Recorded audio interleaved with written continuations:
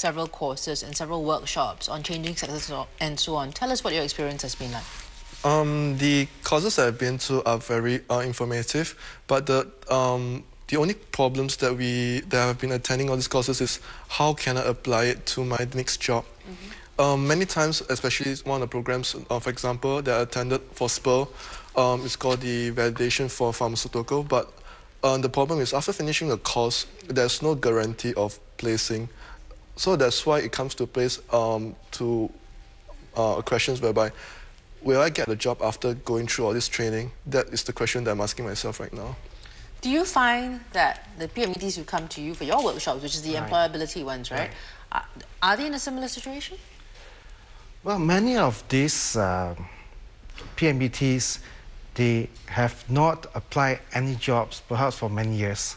Right. So suddenly they have to go back to the job market, things like how to prepare my resumes, how to answer questions for interviews. These are some of the soft skills, the employability skills, which they would like to learn and know more. But some would say these are very basic skills, right, covered in these workshops. Right. And that it might not even get them help into getting their foot into the door. I mean, is that their experience, or? Well,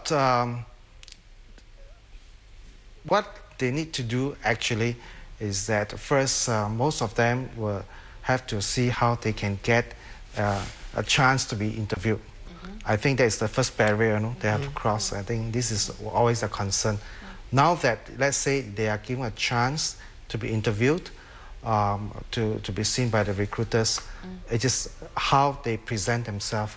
And that's why this workshop, this kind of training will help them very much. It's a lot of confidence building, give a lot of confidence how they can actually, hopefully, during the interviews, impress the interviewers, Malcolm, what was most useful for you when you went through the employability workshop? Actually, part of the program, there's a motivation part. Yes.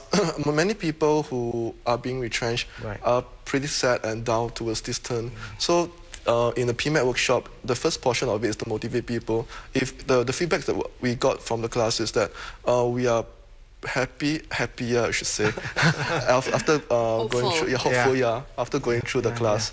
And that will be one of the biggest thoughts or biggest benefits that we gain from that. Right. But do you find that after going through the course, it helps improve your chances of getting an interview or going to a... I mean, is there any matching there done at that level? Yes, like what Stephen has mentioned, a lot of people has not gone through this. So this portion of it does help reversing or revising our skills in that area.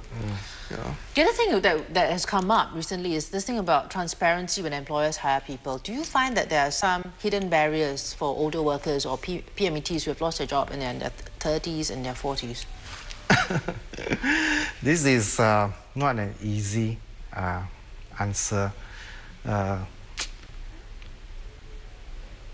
are definitely some concern, many concern in this area. And this is also a common question that's been raised each time when I conduct workshop.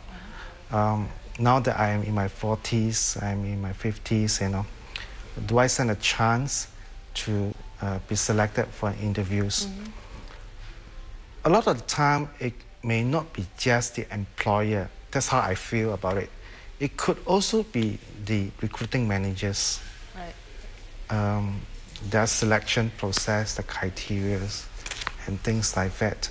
There are a lot of issues, it's concerning. I mean, is it because they're younger, they don't know how, they'd rather not hire somebody who was older than them? I mean, do you find these mindsets still prevalent? It could be some of the reasons.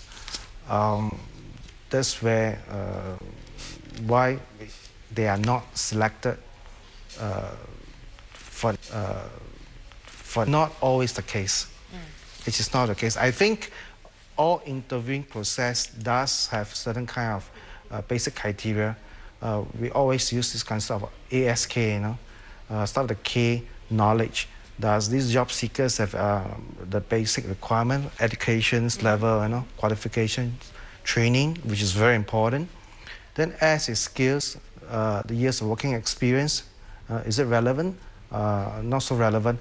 And I think it's very important, I think, the attitudes. Attitude. Yeah, that is very important. If, let's say, two person, have all the knowledge, all the working experience, so how do you decide?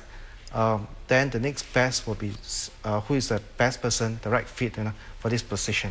But it's definitely now an employer's market. So it is more challenging for people like Malcolm when you get a rejection.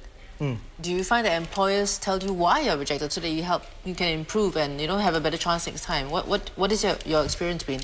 Actually, I've been through a few interviews, but none of the interviewers have ever come back to me telling me why the rejection comes about. Right. They just send me an email saying that, okay, we are pleased to, or we do not want to reject. I mean, we would want to employ you. Yeah. So for my case, what I would like the employers to do is hopefully they would tell me what are the areas that I can improve in so that I can go ahead and improve and then make it better for the next job interview. More transparency, in other words. Yeah. Right. Do you think that's practical for employers, though? I think that is a bit difficult for most of the employers or recruiting managers. So what else do you think we can do then in this area to be more transparent? To help people who have lost their jobs and have gone through the training, and people who have lost their jobs and have gone through the training, and you'll be able to find a job, don't be fussy. At the end of the day, what can they do? You mean the job seekers? Yes. Okay. Keep trying. Don't give up. You may not be accepted this time round. It doesn't mean that you won't be accepted the next time. I always tell the job seekers, tough times don't last. Keep working on it, and you'll make it. That's a nice positive note. How about you, Malcolm? What would your last advice be to other job seekers like yourselves? Actually, what statements I can say is that do what you do best and leave the rest to others. Do best means that you have to be proactive, looking for things around. Do not sit back and wish for something just to come, and leave the rest to others. Maybe the government will do something to it and things like that. So, yeah, just do your best. All right. Thank you very much, Malcolm. Good luck in your job search. Thank you, Stephen. That's all the time we have for tonight. Job seekers, share with us your experience. Email us at talkingpoint@channelnewsasia.com. See you next Sunday. Good night.